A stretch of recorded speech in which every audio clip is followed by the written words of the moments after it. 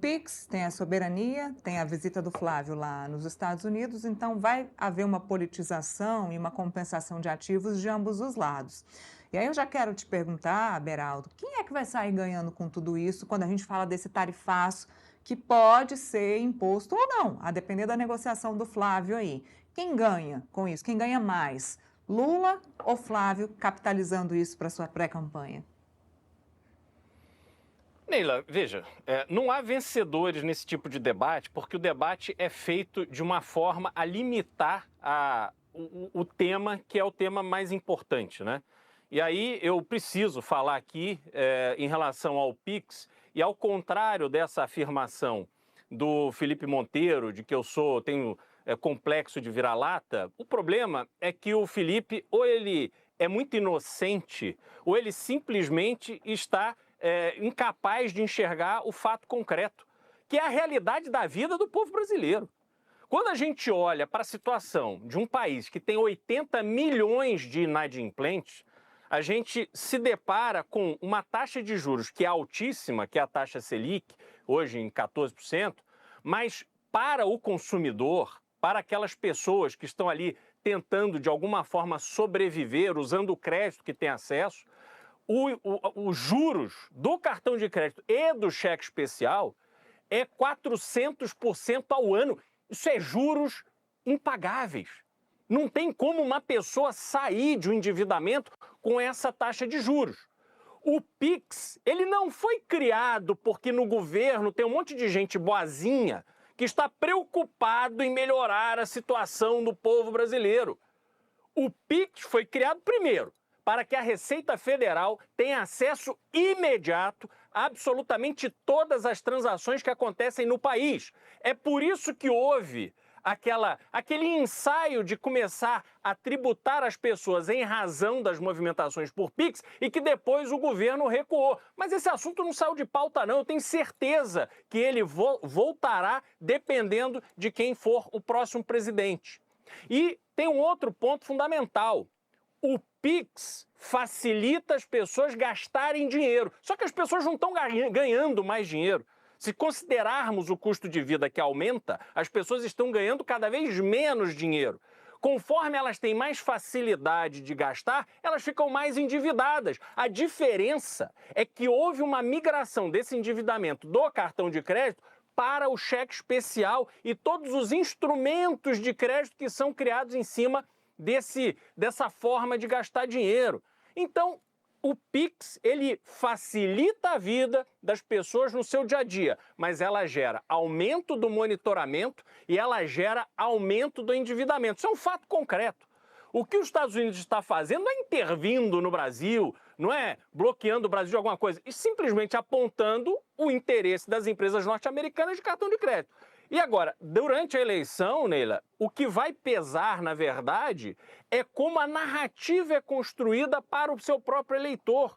Porque o eleitor do Lula, nessa eleição que está bastante polarizada, o eleitor do Lula vai aplaudir qualquer coisa que ele fale. O eleitor do Flávio vai aplaudir qualquer coisa que seja contra o Lula. Mas o fato concreto que vai pesar nessa eleição, no meu ponto de vista, é a vida real das pessoas. Beraldo, que a gente vem falando bastante isso aqui no programa, né? Acho que a gente falou isso até ontem, Felipe, que a economia, o governo, inclusive o próprio ex-ministro Fernando Haddad dizia que a economia vai muito bem, obrigada. Isso em dados, né? Os dados são muito bonitos, as planilhas são muito bonitas, mas quando você vai fazer compra no mercado, você não consegue fazer uma compra digna. E as pesquisas mostram, e mostraram, houve uma pesquisa recente da Datafolha mostrando que mais de 80% da população brasileira está endividada e que não consegue pagar a sua dívida com o valor do salário que recebe.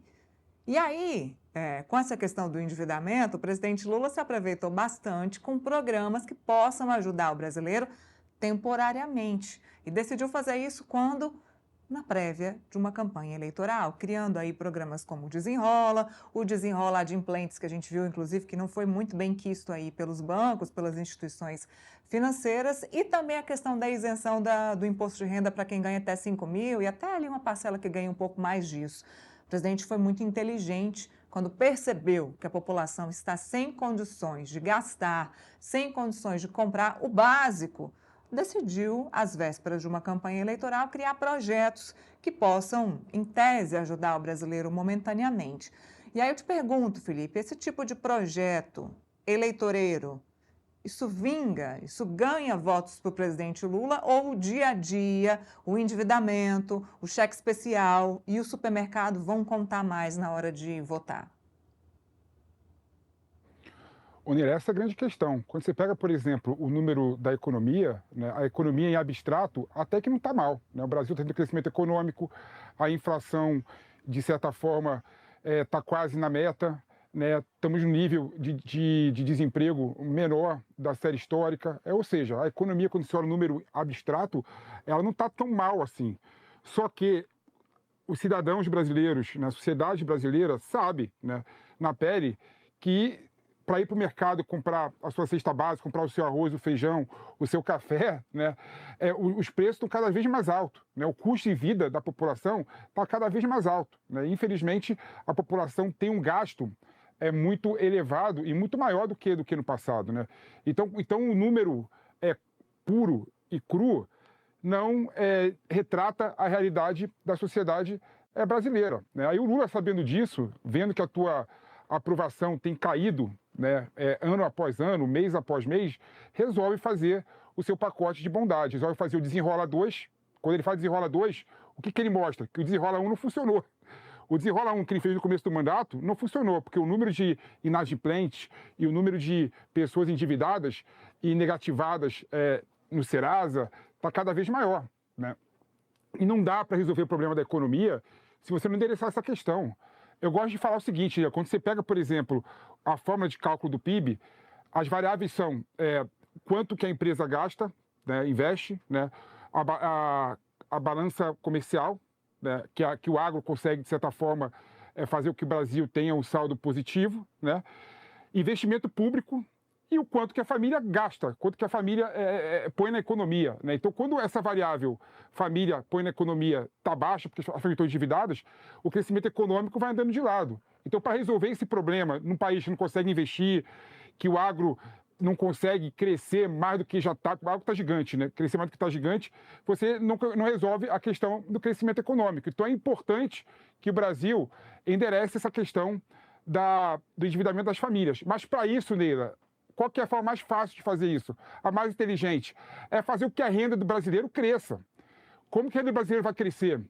Dando empregos de melhores qualidades. O Beraldo está aqui toda hora balançando a cabeça negativamente para mim, né? Mas ele sabe que isso é verdade. Ele sabe que para o Brasil crescer, para as famílias não se endividarem, é necessário fazer com que a renda das pessoas aumentem. Com isso, você consegue distribuir riqueza. Distribuindo riqueza, você faz o país ficar muito mais rico. E não precisa ter programa Desenrola e outro programa que eu modo de ver é muito mais perfumaria do que efetivo. Desenrola 1 não funcionou, o Desenrola 2 não vai funcionar. Por quê? Porque temos que pensar em projetos estruturantes na economia. Criar mais empresas, reindustrializar o Brasil. Reindustrializando o Brasil, temos empregos de qualidade paga melhor, a família ganha mais e consegue sair do endividamento por conta própria. Esse é o modo mais inteligente de fazer isso. Só que, infelizmente, nem o Lula, nem o Bolsonaro e nem o Beraldo aqui, que fica balançando a cabeça para mim, entendem que o projeto é nessa linha. Eu ia mudar de assunto, mas eu vou aproveitar a balançada de cabeça do Beraldo aí para saber a opinião dele. Olha, o problema é que o Felipe, como um bom simpatizante da esquerda, ele quer resolver o problema pelo final. E não há atalhos para resolver problemas de um país inviável como o Brasil se tornou. Dizer que aumentar a renda das pessoas é o suficiente. Não! Nós primeiro precisamos resolver o problema da altíssima taxa de juros que faz com que o endividamento das famílias brasileiras se torne impagável. E por que a taxa de juros é tão alta? Porque a gestão das contas públicas é feita de maneira completamente irresponsável. Quando nós temos esses programas que você citou, o Pé de Meia, ampliação do Bolsa Família, como é que pode um país em que 53 milhões de pessoas recebem um cheque do governo todos os meses? Isso é sinal de um país inviável. Se nós olharmos para o estado do Ceará. Não há justificativa para o estado do Ceará ser um estado pobre. O estado do Ceará devia ser uma locomotiva do Nordeste brasileiro, mas tem mais gente recebendo Bolsa Família no Ceará do que com trabalho, com CLT, trabalho formal. Então, este é o retrato de um país inviável. Este é o problema que nós precisamos resolver. Como é que se resolve isso? Primeiro, com responsabilidade. Sem esse peso de tudo que o governo faz, é simplesmente pensando na próxima eleição. O governo, se quiser resolver o problema do Brasil de verdade, seja ele qual for, terá que tomar medidas muito impopulares, que ao longo do tempo gerarão um ambiente favorável aos negócios. E à medida que há um fortalecimento do mercado brasileiro, de vários setores, que a gente possa, sobretudo, explorar os novos setores econômicos que estão surgindo no mundo. Nós estamos com uma oportunidade de ouro na mão a partir da inteligência artificial e a gente está simplesmente assistindo. Nós estamos escancarando o Brasil para carro chinês, ao invés de pensar como é que nós vamos desenvolver um setor, uma indústria automotiva forte, seja concorrente, seja complementar ao que já existe hoje no mundo. Mas isso ninguém quer fazer porque demora. Então, se nós não tivermos aqui medidas tomadas, como Milei tomou na Argentina, para que ao longo do tempo as pessoas aí sim possam ter um endividamento compatível com a realidade das suas vidas e um crescimento da sua renda, esqueça. E outra coisa só para terminar, Nele. Essa história de dizer, o brasileiro está muito endividado. Estar muito endividado não quer dizer absolutamente nada. O povo norte-americano, assim como o europeu também, vive endividado. Só que lá você tem no cartão de crédito, Estados Unidos, você pega no cartão de crédito, os juros anuais é de 20%, 20% ao ano. Aqui no Brasil é mais de 15% ao mês. Então, me desculpem, o problema não é o endividamento, o problema é o custo do endividamento e o que as pessoas estão fazendo com esse dinheiro que elas pegam emprestado. Olha, eu quero trazer mais um assunto polêmico para a gente aqui,